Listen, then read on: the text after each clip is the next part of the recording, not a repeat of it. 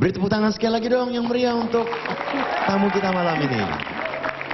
Selamat datang di dua tamu Fadlizon. Saya manggilnya abang atau mas atau apa ini atau bung? Apa sajalah Jiai. Oh begitu, baiklah. Mas Jiai, ya. Saya akan panggil Bang Fadli ya. Apa kabar Bang Fadli? Kabar baik. Oke, Saya panggilnya apa ini? panggil aja saya Mr. G.I. Mr. Jiai, ya. Begitu. Kabar baik, terima kasih Mr. Jiai. Baik. Mungkin Bang Fadli bisa menyapa pemirsa juga nih, baik yang ada di studio maupun yang ada di rumah. Silakan. Selamat malam pemirsa yang ada di studio maupun yang ada di rumah. Apa kabar? Semoga kita selalu berada di dalam keadaan sehat dan sejahtera. Salam jumpa bersama saya Fadlizon dalam acara yang selalu Anda nantikan di malam minggu. Dua tamu. Yeah. Baiklah, baru saja tadi kita mendengarkan sebuah lagu klasik yang berjudul O Sole Mio. Biasanya orang memilih lagu untuk dinyanyikan itu mempunyai makna pastinya atau memori. Bang Fadli mungkin punya memori dengan lagu ini. Bisa cerita sedikit atau share dengan pemirsa dan penonton di studio. Ya, Mr. G.I. dan juga para pemirsa. Lagu ini sebetulnya lagu yang sangat klasik ya. Itu dibuat tahun 1898 oleh Giovanni. Tetapi melodinya oleh Eduardo di Capua. Saya suka karena liriknya dan juga karena melodinya gitu. Dan ini dinyanyikan oleh banyak penyanyi. Saya sih bukan penyanyi. Yeah. Oleh Pavarotti, Three Tenors, oleh Elvis Presley juga gitu pernah. Dan banyak lagi. Coba tolong tepuk tangan dong atas ceritanya dong. Wow. Baik, kita nih agak sedikit penasaran nih dengan Bang Fadli nih. Bang Fadli ini telah mengetahui sejarah sebuah lagu tahun 1800-an. Iya.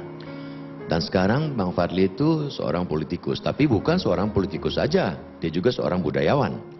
Nah ini bagaimana nih ceritanya nih Bang, nih bisa cerita sedikit nih? Kok umur 26 tahun sudah di MPR tuh gimana? Kok jadi saya ngiri nih begini nih? Ya mungkin ini juga dulunya jalan hidup ya. Sebenarnya passion saya sih di kebudayaan. Politik ini ya tugas ya, duty gitu. Karena duty calls ya. Iya. Saya pernah ada pepatah yang saya pegang sampai sekarang. Katanya begini, the only thing necessary for the triumph of evil is for good men to do nothing. Jadi kalau orang baik-baik itu hanya menonton saja, nanti yang menguasai lapangan politik nih orang-orang yang berniat jahat gitu. Oh begitu. Jadi orang merasa baik-baik sebaiknya ikut politik karena politik menentukan kebijakan-kebijakan dan keputusan-keputusan terhadap masyarakat luas. Gitu. Bukan main, tepuk tangan dong. Oi. Aduh. Terus berkaitan dengan episode 2 tamu kali ini, kita akan coba berbincang tentang bagaimana mencerdaskan generasi muda bangsa. Bang, iya. Menurut Abang generasi muda kita kayak apa sekarang sini? Karena kecerdasan dan prestasi yang Anda miliki, menurut Anda, apakah bisa ditiru oleh generasi muda saat ini? Sebenarnya sekarang fasilitas sudah begitu banyak. Buku tidak hanya di perpustakaan, tapi juga sekarang banyak e-book. Tinggal kemauan untuk membaca ya. Saya pikir membaca adalah hal yang sangat penting, karena dengan membaca kita mendapatkan informasi sumber pengetahuan yang luar biasa seperti masuk ke satu jendela pengetahuan yang tidak ada batasnya.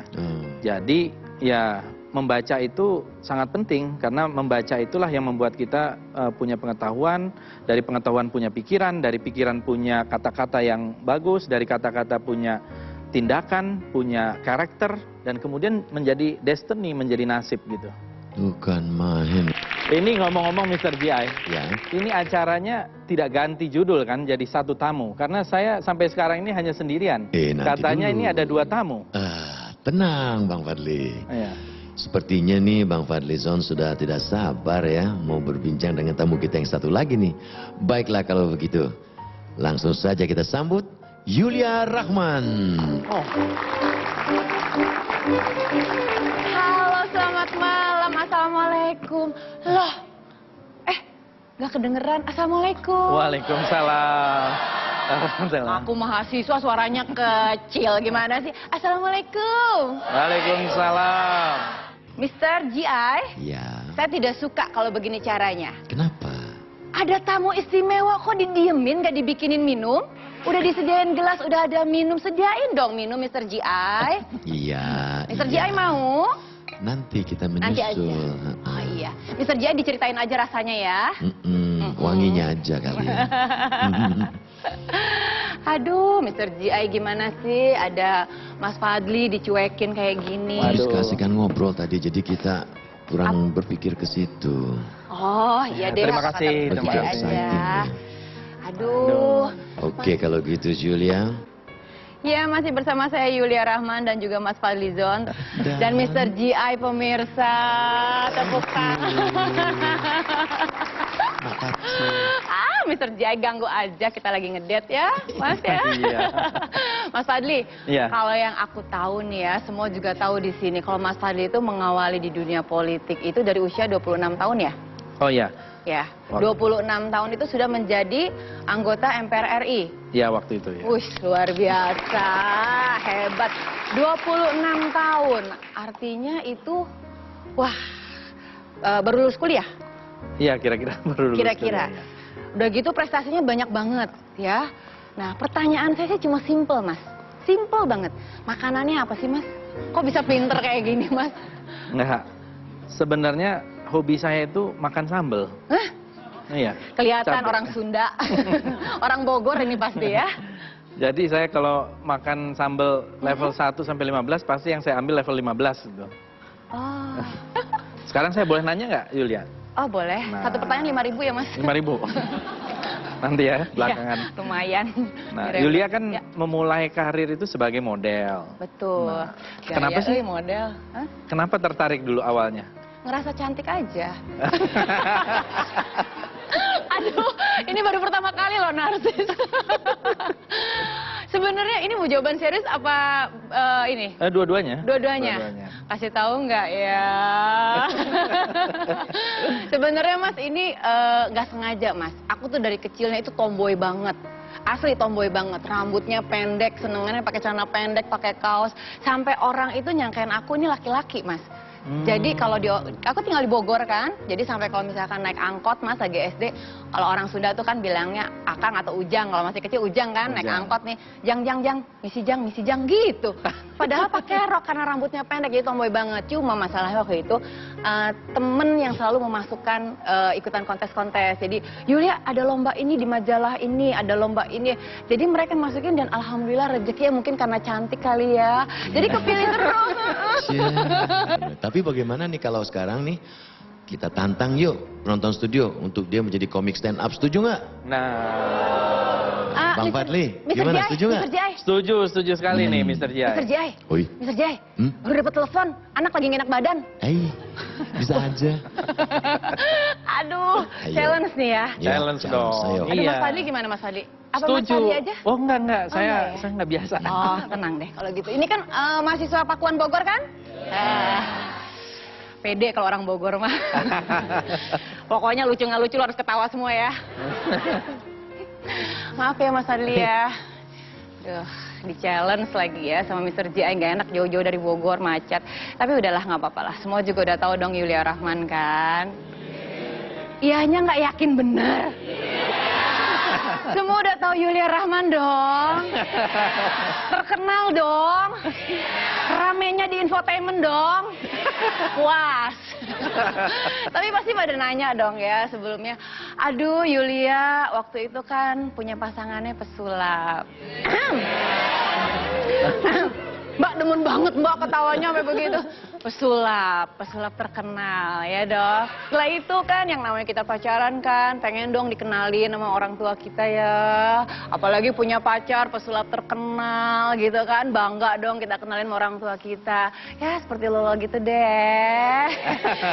Ma, iya beneran Bang Fadli. Iya, iya. Ma, Pa, kenalin ini pacar aku pesulap. Tahu dong sering nonton di TV gitu dong. Wah Mama Papa udah mulai sumringah kan senyum. Iya nih perasaan pernah lihat nih. Nah lo tau nggak apa yang terjadi? Jadi dia tuh langsung kenalin nih Mama Papa saya dengan bangganya langsung. Om, Tante, kita belum pernah kenal sebelumnya kan? Kagak ada rekayasa kan di antara kita? Mampus nggak lo? Ya kan? Wah, baru kenal aja udah kayak gitu. Bahaya dong, ntar gue kayak jadi kawin gimana kan. Tapi anyway semuanya selesai, lewat. Akhirnya gue bisa kawin. Mau tahu malam pertama? Masa gue ceritain. Tapi yang pasti pada malam pertama, wah ini yang seru. Yes, langsung dia bilang, sempurna. Ah, sedap. Sempurna. Sempurna, Mr. J. Sempurna, benar seperti yang dia bilang di TV. Sempurna, sempurna, sempurna hidup gue sekarang. Hancur hidup gue. Sempurna deh. Ah, puas deh ya sekarang ya.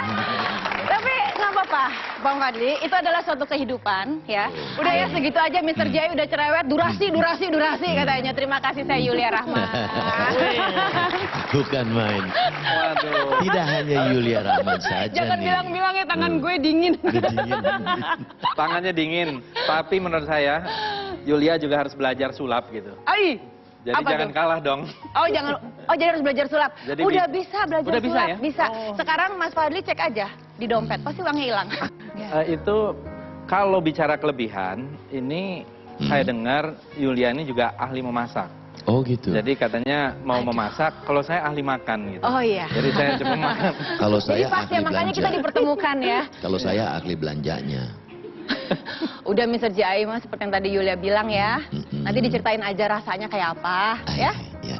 Oke, jadi kita langsung ke dapur nih. Ayo. Nggak takut, ditantang lagi. Hayu, kita mau masak apa nih sekarang?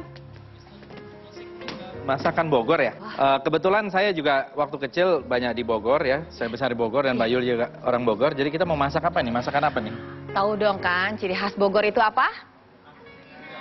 Hah? Asinan. Asinan, ih betul. Bumbu-bumbunya sama asinan, tapi kita mau bikin karedok. Ngomongnya harus dong. begitu, Mr. G.I. Iya. Bilangnya harus begitu, karedok. Biar keren ya kan, biarin buatannya, maksudnya menu-menunya ini dalam negeri ya kan, ada toge, ada mentimun. Kan di luar negeri kagak ada toge ya. Iya. Masalahnya Iya. sekarang Mas Fadli suka karedok nggak? Saya suka bener. Suka bener Iya. ya? Oke. Apalagi kalau pakai sambel. Wih, ya udah kalau gitu sambelnya aja ya. Kita bikin karedok Mas Kita Fadli. mulai ya? Kita mulai. Sambil boleh dong nanya-nanya.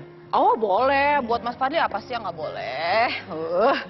Cuma masalahnya pisaunya gede bener ya. Mas Fadli, Mbak, ya. ya enggak mau kasih tahu aja lagi motong mentimun.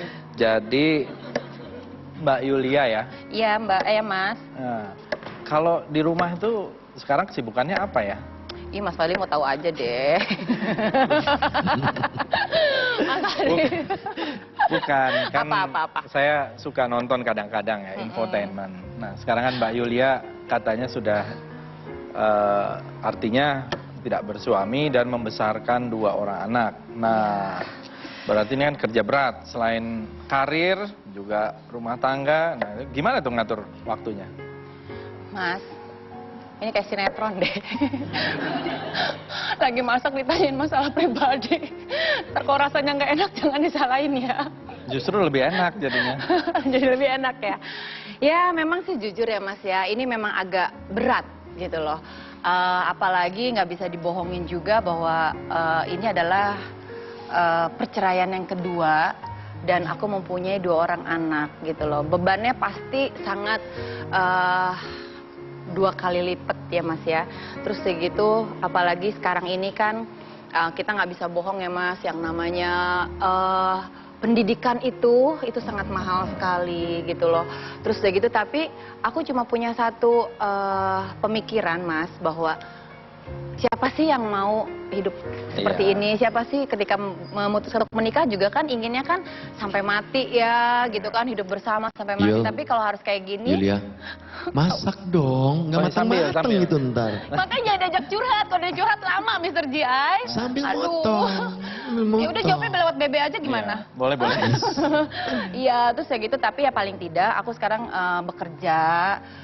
Intinya sih bahwa biarkanlah Sini dia saya bantu. harus, nggak usah Mas, nanti tangannya kotor. Ini kan udah tugas saya perempuan.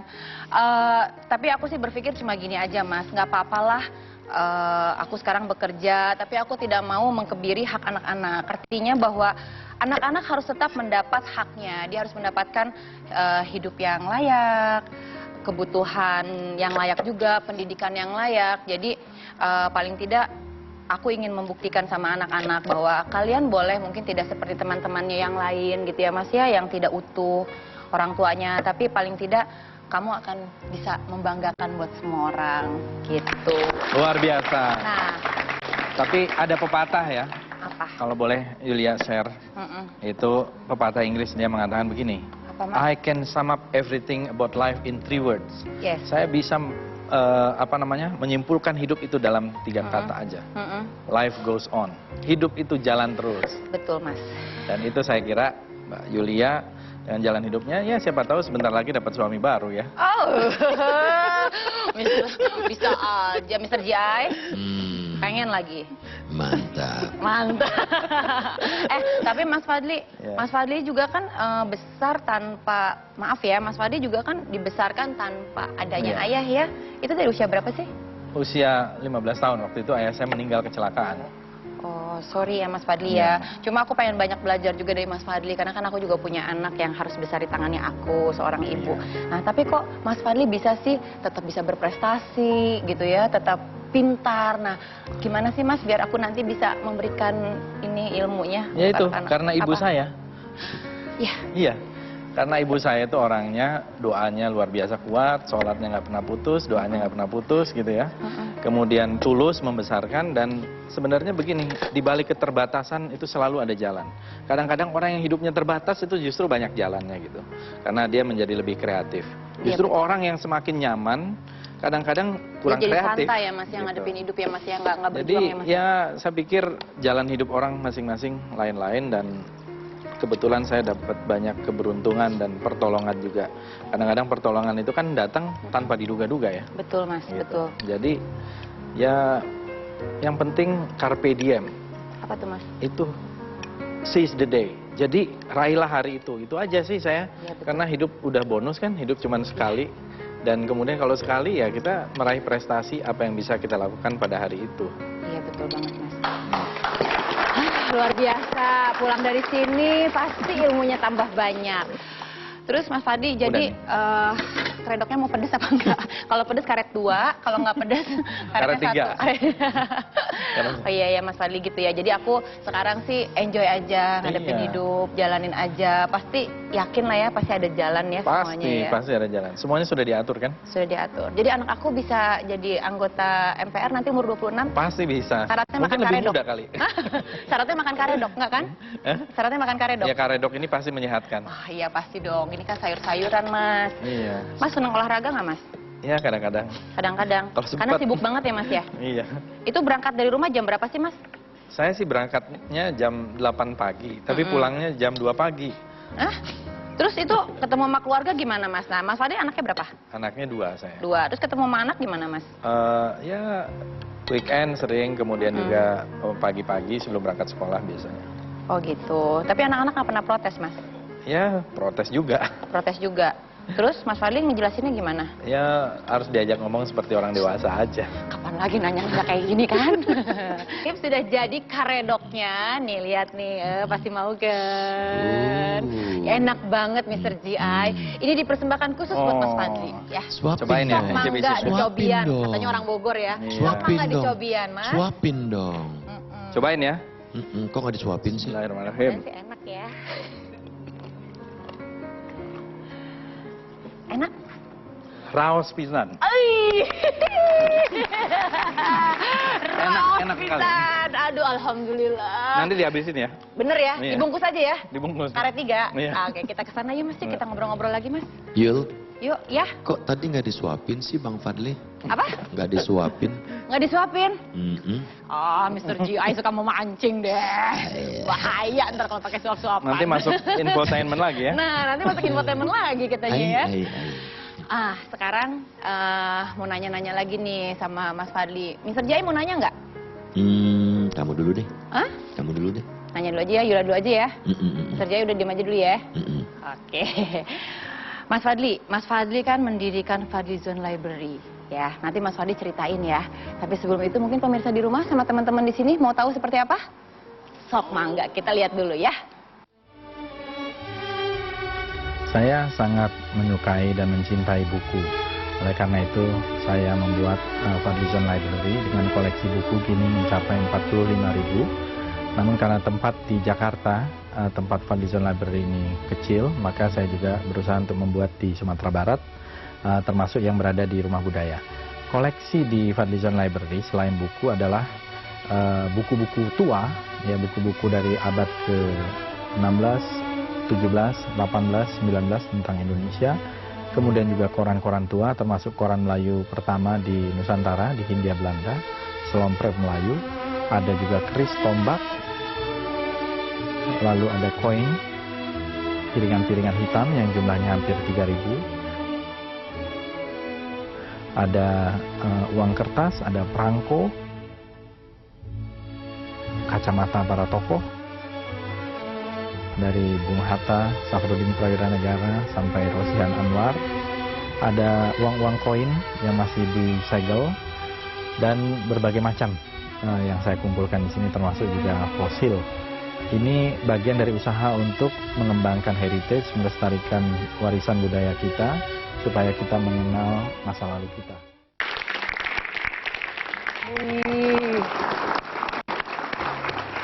Ini sih koleksinya luar biasa. Itu dapetnya gimana caranya, Mas? Ya, mengumpulkan. Mengumpulkan? Iya. Itu tadi kacamata gitu. Itu Iya. gimana kalau kacamata, Mas? Kalau koin oke lah ya, cari sama uang-uang Saya itu. minta sama keluarga mereka, kan banyak orang kacamata tokoh-tokoh itu dibuang begitu saja. Tapi kacamata kan dekat sama buku. Betul. Jadi saya minta kacamatanya Bung Hatta, Safruddin Prawira Negara, Rosihan Anwar, Muhammad Rum, ya, sampai yang lain-lain, Idris Sardi, Titik Puspa, sampai yang sekarang-sekarang juga. Mintanya gimana caranya, Mas? Mintanya, Bingung kan? Bilangnya gimana coba caranya? boleh nggak saya minta kacamatanya yang sudah tidak dipakai lagi? Oh gitu? Iya. Ada nggak yang bilang nggak boleh gitu? Enggak, semuanya boleh. Semuanya boleh? Semuanya boleh? Semuanya boleh. Terus udah gitu pada saat menerima itu gimana sih, Mas, rasanya? Rasanya senang sekali, karena pasti kacamata itu bagi seorang tokoh itu kan dipakai. Betul. Dan itu ada nilai historisnya. Jadi bagi saya kacamata itu walaupun benda biasa gitu, tapi dikenakan oleh tokoh, banyak menghasilkan karya, banyak membaca buku dari kacamata itu, ya dengan sendirinya menjadi barang yang berharga. Tergantung kita yang melihatnya gitu. Kalau begitu, aku ingin cerdas, ingin pinter, ingin keren seperti Mas Fadli. Kacamatanya boleh dong diminta? Mr. Jai, Yulia mau nanya lagi soalnya sama Mas Fadli, boleh ya? Ya, kan gini, di antara semua koleksi itu kan sebutin juga buku. Nah, yang Yulia tertarik ini ya, Mr. Jai, Mas Fadli. Mas Fadli sempat menulis buku Bapak Kartosuwiryo ya? Iya, antara lain ya. Antara lain ya. Kenapa sih sampai begitu? Karena itu buku itu dengan visual banget, dengan foto-foto, ada 86 foto. 81. 81 foto. Nah, itu bisa diceritakan nggak sih, Mas? Saya kebetulan karena saya kolektor gitu, saya mendapatkan foto-foto asli dari eksekusi Kartosuwiryo pada tahun 1962. Nah, karena ini sejarah, akhirnya saya bukukan. Ya. Pada bulan September lalu dibukukan 81 eksekusi itu. Karena ini peristiwa politik yang besar sekali. Dan akhirnya ya mendapat sambutan yang luar biasa lah dari Nggak takut tuh, Mas? Kan itu kan bahasa visual banget, foto-foto Iya, yang nggak memang. semua orang tahu. Dan keluarga juga, Mas. Kaget nggak, Mas? Kaget mereka. Karena selama puluhan tahun mereka tidak pernah tahu ada foto-foto itu. Tapi kita juga kan mau mendudukan seorang seperti Kartosuwiryo itu dulunya juga pelaku Sumpah Pemuda. Dia juga punya kontribusi walaupun berbeda jalan gitu. Nah, cuma satu pertanyaan terakhir, Mas. Iya. Kan nulis nih semuanya, tapi kita juga kan semua tahu ya Kartosuwiryo itu seperti apa gitu ya. Nah, kalau menurut pandangan Mas Fadli sendiri, kalau Kartosuwiryo itu sebenarnya seorang pahlawan atau pengkhianat?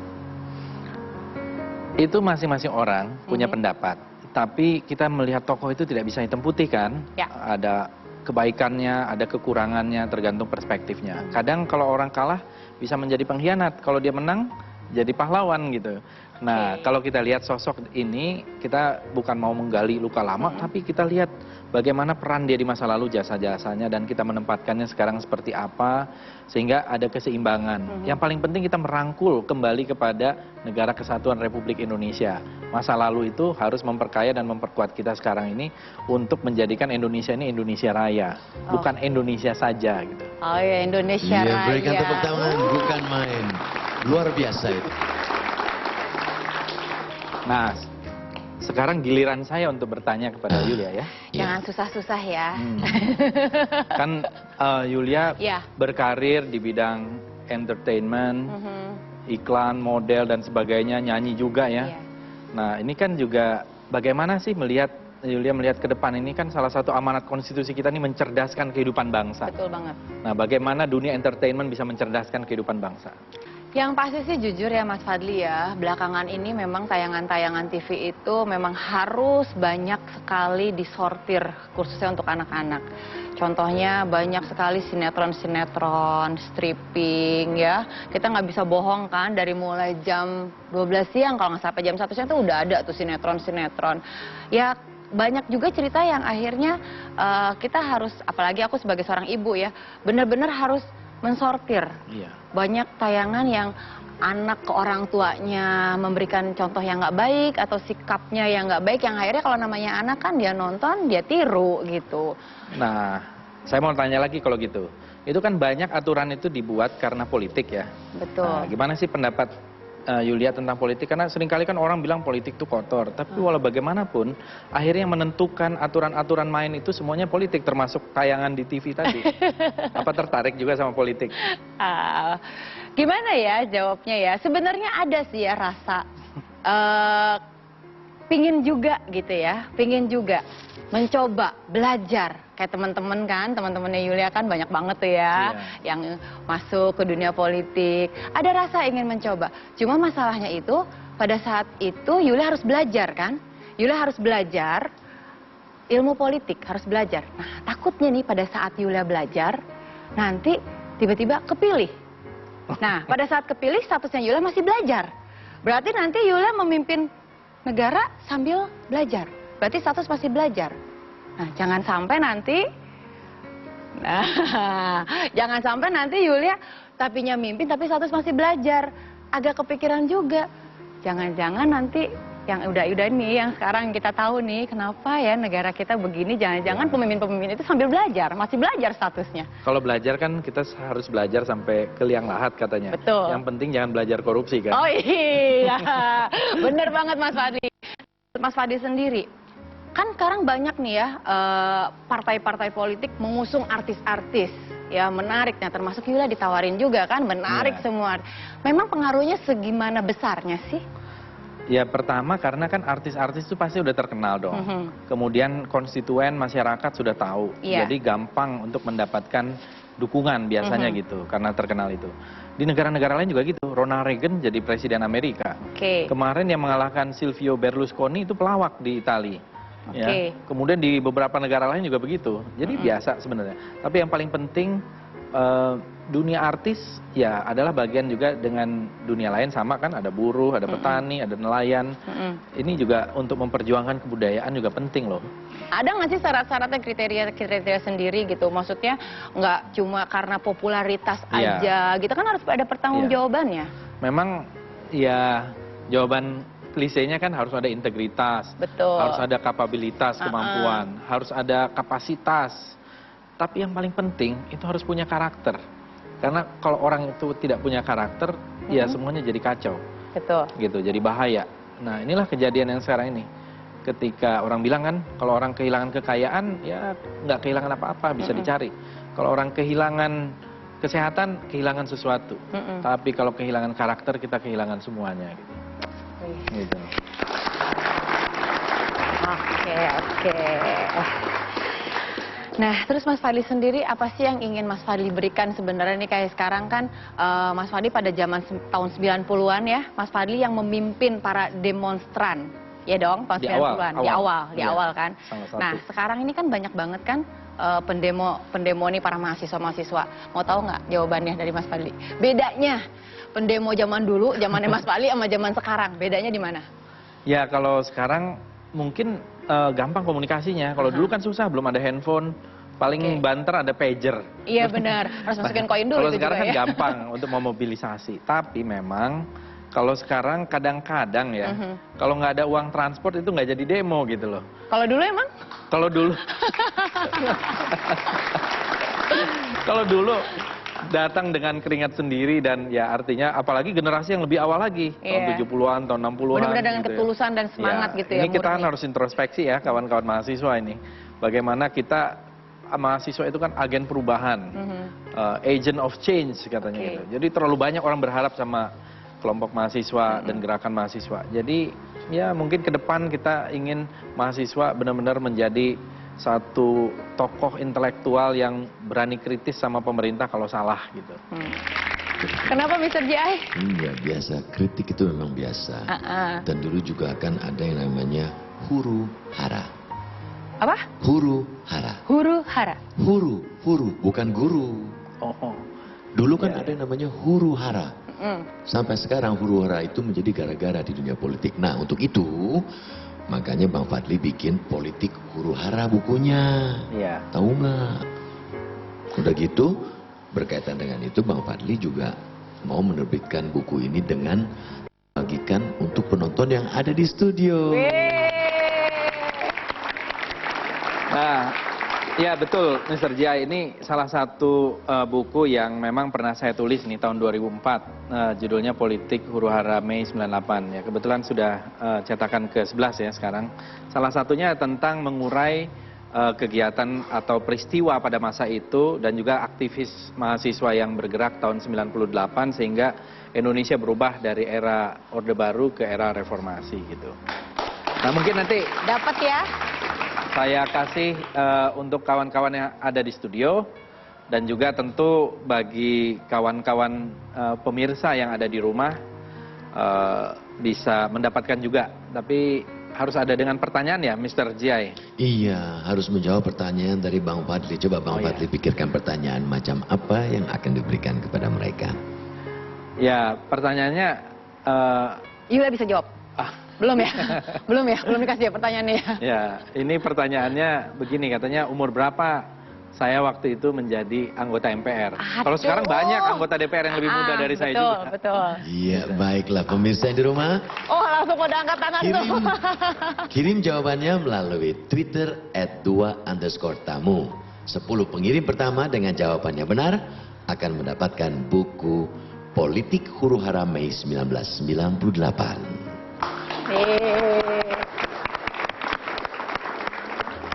Baiklah, Yulia, Bang Fadli, Mr. 1 Jai. jam telah berlalu. Waktu juga yang memisahkan kita. Penonton studio dan pemirsa di rumah, kami harus undur diri. Terima kasih pada 2 tamu yang dahsyat malam ini, Yulia, Iya, Mr. Jai. Rahman, dan Fadlizon. Sampai ketemu Terima lagi. kasih, Terima Mr. Jai. kasih. Isi Female Chamber Band dan seluruh kru Metro TV mengucapkan selamat malam, sampai jumpa di minggu depan.